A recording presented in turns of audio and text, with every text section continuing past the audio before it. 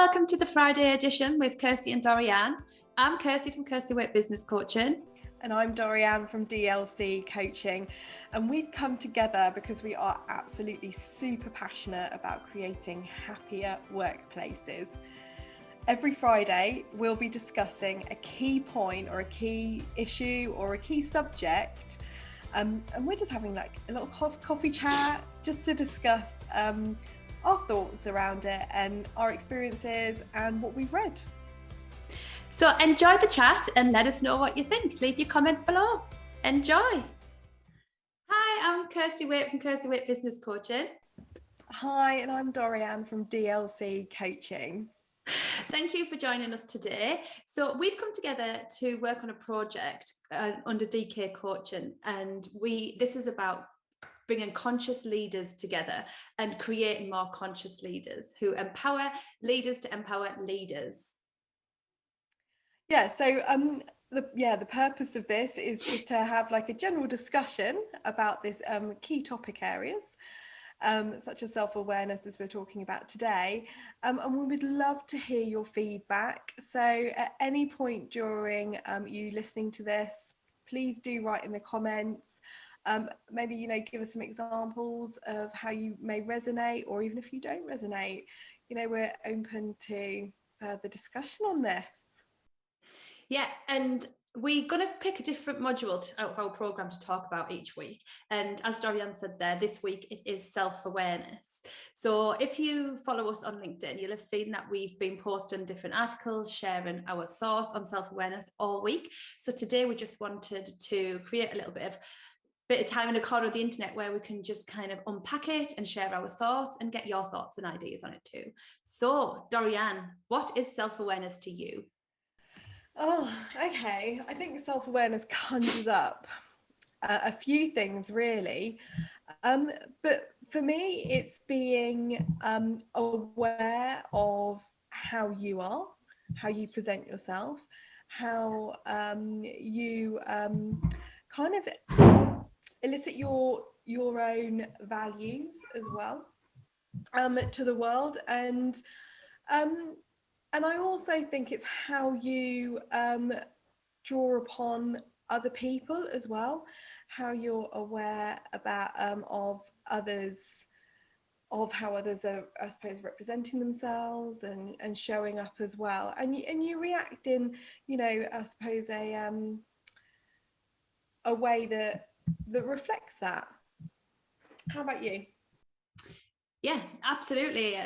All of the above and more. And for me, it's because self-awareness means different things to different people, isn't there? And I suppose there's different levels of self-awareness.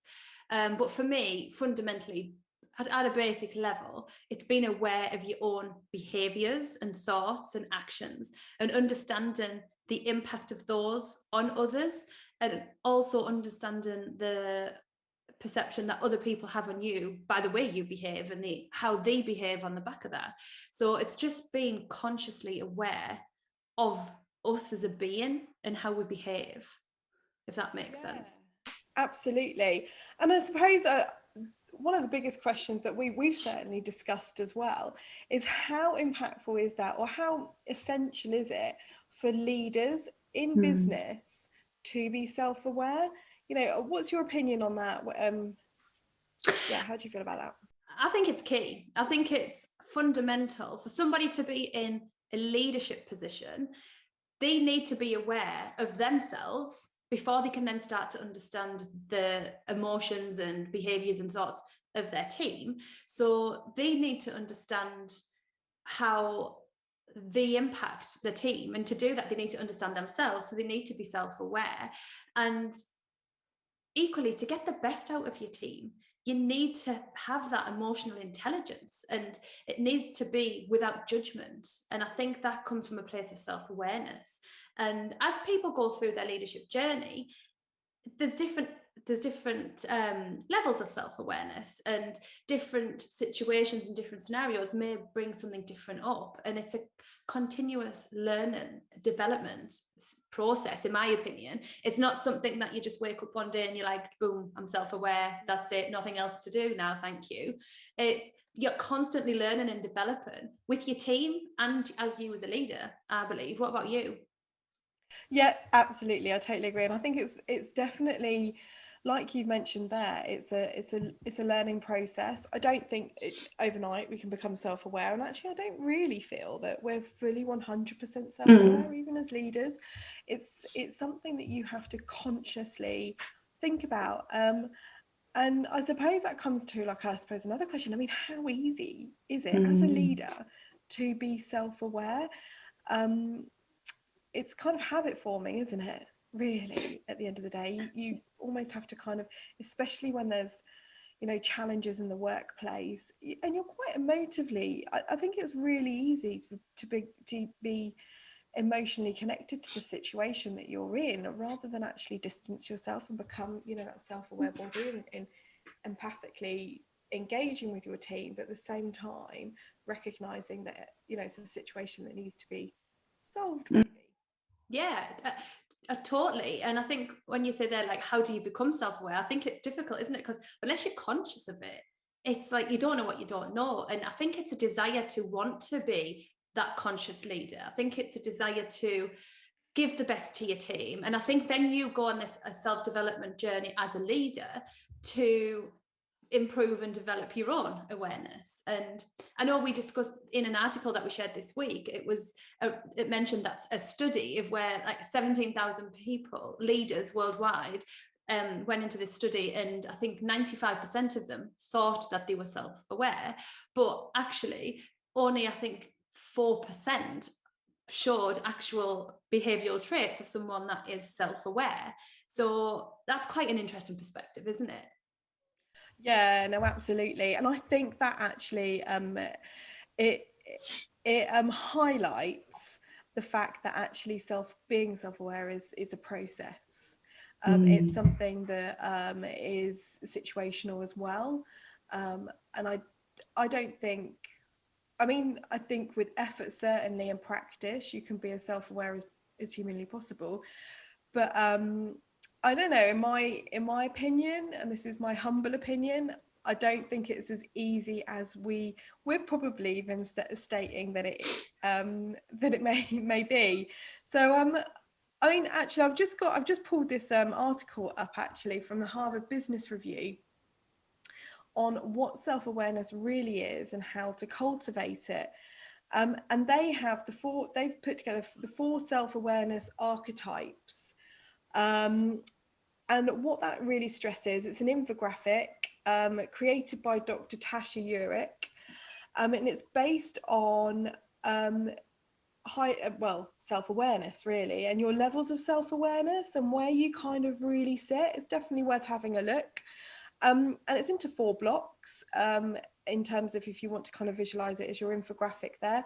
And it kind of covers low external self-awareness, high external self-awareness, high internal self-awareness, and low internal self-awareness.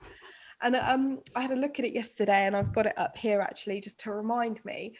But I remember when I first started out in management, and I would probably say, of the 4, I was probably a seeker or a pleaser. Yeah. So I think I've always kind of been conscious of being self-aware, but I was always tentative about how to show it, and being confident in showing it as well. And I was always conscious of what other people may think and all of this. I don't know about you. I mean, do you remember when you first started out in management? And Yeah. Absolutely. That's a really good model that you're talking about there. And we shared it actually on LinkedIn earlier this week. So if people want to go and check it, the easiest place to get it is probably via our LinkedIn post. And it's definitely worth going to check it out, because what I really like about that is that it splits it into internal and external. And what you're talking about there is when you were looking for external validation, because you wanted to look like the manager. You wanted to look like you had this under control. And I think that's really natural from anyone coming new into leadership and into manager. And everyone comes with a good intention of wanting to cultivate and create an amazing high-performing team. And definitely when I first went into a management position, it's like, I want to do the best for my team, but how do I do this? And the first thing you think is like, you look for that external validation of like, do I look like I'm a manager? Like, is this how a manager behaves? That's like, yeah. So no. And I think actually is a really good point as well. And what I learned actually was to kind of really strip your ego out of it and recognize actually as a leader, it's not about you at all. It's about the people that you're nurturing, you're building up, you're looking to deliver as well, and just being there as that level of support. And I don't even necessarily truly believe it's somebody to look up to. I mean, that's probably up for discussion anyway, but it's certainly to help facilitate that that space where people can show up to work as their authentic self, really. And being able to deliver at the highest standard, but with that support and recognition. Yeah, I totally agree with that. And I think a lot of the time people that come into management think that they have to have all the answers. They've got to be the hero. They've got to be the one that people look up to. And that, as a true leader, it couldn't be further from the truth, because what a leader does is create that safe, vulnerable environment for other people to thrive in. It's making them the hero of their own career and their job, and getting the best out of them, rather than putting themselves on a pedestal to try and feed the ego and be right. And it's the job of the leader to be curious and ask questions and feed the team what they need to thrive and be the best they could be. Yeah, absolutely. And actually that's just brought me back to you've just reminded me there actually of why people get promoted to being a manager. It's I've always found it interesting, the fact that I mean, the word promotion in itself and the connotations behind it, but I've always found it interesting that you've got somebody who's like usually the case is promoted from being really good in their field. So they're really good in their field. They've applied for a manager job, which is technically a promotion, and then they've got it. And then suddenly they've realized that actually, oh my God, this is a whole new world of skill sets that I now need to adapt to, and now I'm managing a team that I used to work with and I used to work really well with. And now, they kind of see me as somebody else. How do you use this I suppose, how do you use this tool or this understanding of your own self-awareness to really your advantage in this situation? And this is where we struggle. I think this is where leaders struggle. And this is, interestingly, this is kind of where our program, The Conscious Leader, was born, isn't it? Of where we have highly technical people who are incredibly good at their job, then go naturally taking the next step into management when it's a completely different position. And overnight, they're not doing the stuff they love and are great at, because they have left that behind and they're now managing people. But it's a bit like the secret expectations of that manager. You get given a job title, and with it comes a load of baggage, and you don't really appreciate and know that. And then all of a sudden you've got someone who is incredibly technical, worked with this team, worked on the floor with the team, know exactly what to do. But when it comes to leading and managing people, it's really tricky. And people need support through that journey and through that transition. Otherwise, they're going to get stuck in overwhelm and really struggle, because to lead a successful team, you've got to know the people. You've got to be a people-focused person, Yeah. And I think that transition is often, you come from a task-based probably role initially to suddenly it's full on people, and actually that transition can be really tough to really try and understand how you kind of how you manage that.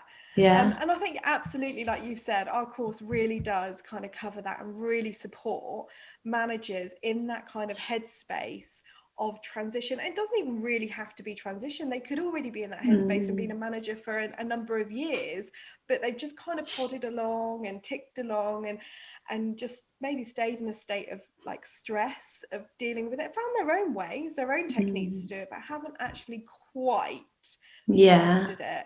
And yeah, I think that's where it was born from, wasn't it? You know, Yeah. we had a discussion and we were talking about it, and we're just like, yes, we are going to support these people in that transition, in that part of their. And it's about our overall agenda and passion is to create a happy culture, a happy workplace, and you do that by empowering people and by creating leaders who create and empower leaders, rather than creating managers who tell people how to do things. And we just want to create that conscious leader, and that's the whole purpose of the program. And this is just something that we both super passionate about, as you can probably tell.